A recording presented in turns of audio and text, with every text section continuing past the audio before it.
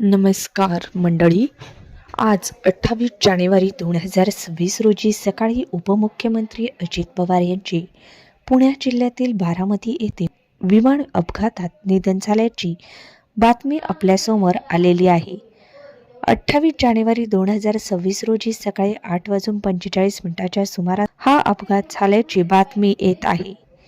ठिकाण हे बारामती विमानतळ आहे. पुणे जिल्हा. मुंबईहून बारामतीकडे येणाऱ्या 4 टन विमानाने बारामती विमानतळावर आपत्कालीन लँडिंग करण्याचा प्रयत्न केला, मात्र त्या दरम्यान विमान क्रॅश झाले.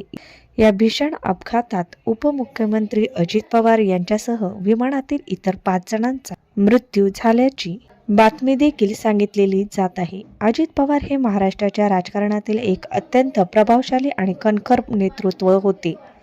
उपमुख्यमंत्री त्यांनी महाराष्ट्राचे 8वे मुख्यमंत्री म्हणून काम पाहिले. विशेष म्हणजे त्यांनी विक्रमी 6 वेळा महाराष्ट्राच्या उपमुख्यमंत्री पदाची शपथ घेतली. त्यांच्याकडे वित्त नियोजन, जलसंपदा, ऊर्जा, ग्रामीण विकास यासारख्या महत्त्वाची खाती होती. 1991 पासून त्यांनी बारामती विधानसभा मतदारसंघाचे सातत्याने नेतृत्व केले. तसेच 1991 मध्ये त्यांनी बारामती लोकसभा मतदारसंघाचे खासदार म्हणून प्रतिनिधित्व केले. ते राष्ट्रवादी काँग्रेस पक्षाचे राष्ट्रीय अध्यक्ष होते.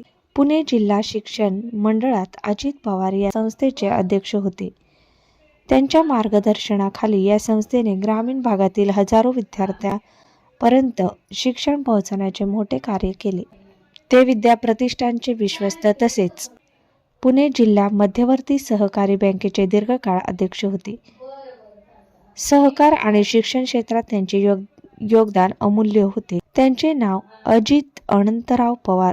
जन्म त्यांचा 22 जुलै 1959 देवळाली, प्रवरा, अहमदनगर या ठिकाणी झाला. त्यांचे गाव काठेवाडी, तालुका बारामती, जिल्हा पुणे होता. त्यांच्या पश्चात पत्नी सुनेत्रा पवार. पवार राज्यसभा खासदार आहेत. 2 मुले आहेत, पार्थ आणि जय पवार. असा त्यांचा परिवार आहे. प्रशासनावर जबरदस्त पकड, शब्दाला जागणारा नेता आणि महाराष्ट्राच्या विकासाचा ध्यास घेतलेले व्यक्तिमत्व म्हणजे आदरणीय अजितदादा पवार. अजितदादा पवार आज त्यांच्या जाण्याने केवळ बारामतीतच नव्हे तर संपूर्ण महाराष्ट्राचे कधी न भरून येणारे नुकसान झाले आहे. पुणे जिल्हा शिक्षण मंडळाच्या माध्यमातून हजारो विद्यार्थ्यांचे भविष्य घडवणारा एक आधारवड आज कोसळला आहे. शिस्त, वक्तशीरपणा आणि स्पष्टतेपणा ही दादांची ओळख कायम आपल्या स्मरणात राहील. महाराष्ट्राच्या लाडक्या लोकनेत्याला आणि त्यांच्यासोबत अपघातात प्राण गमावलेल्या सर्वांना आमची भावपूर्ण श्रद्धांजली. विमानात एकूण 5 ते 6 व्यक्ती होत्या असे प्राथमिक अहवालात सांगितलेले आहे. अपघातात कोणाचाही जीव वाचू शकला नाही.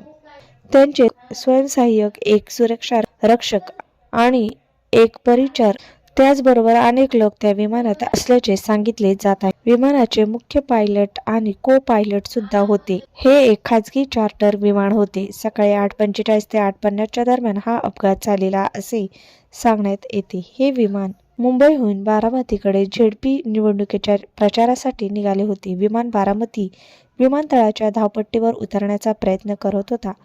लँडिंगच्या वेळी विमानाने धावपट्टीवर एक गिरटी घेतली, पण दुसऱ्या वेळी लँडिंग करताना विमानाचा ताबा सुटला. धावपट्टीच्या बाजूला असलेल्या मोकळ्या शेतात विमान वेगाने आदळले.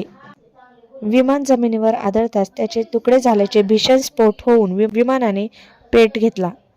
प्राथमिक अंदाजानुसार खराब हवामान किंवा तांत्रिक बिघाडीमुळे वैमानिकाचे नियंत्रण सुटले असावे असे सांगितले जात आहे. अजित पवार बारामतीमध्ये येणाऱ्या 4 जाहीर सभांना संबोधित करण्यासाठी जात होते. अपघाताची माहिती मिळताच स्थानिक गावकरी मदतीला धावले, पण आगीची तीव्रता एवढी मोठी होती की कोणालाही वाचवणे शक्य झाले नाही.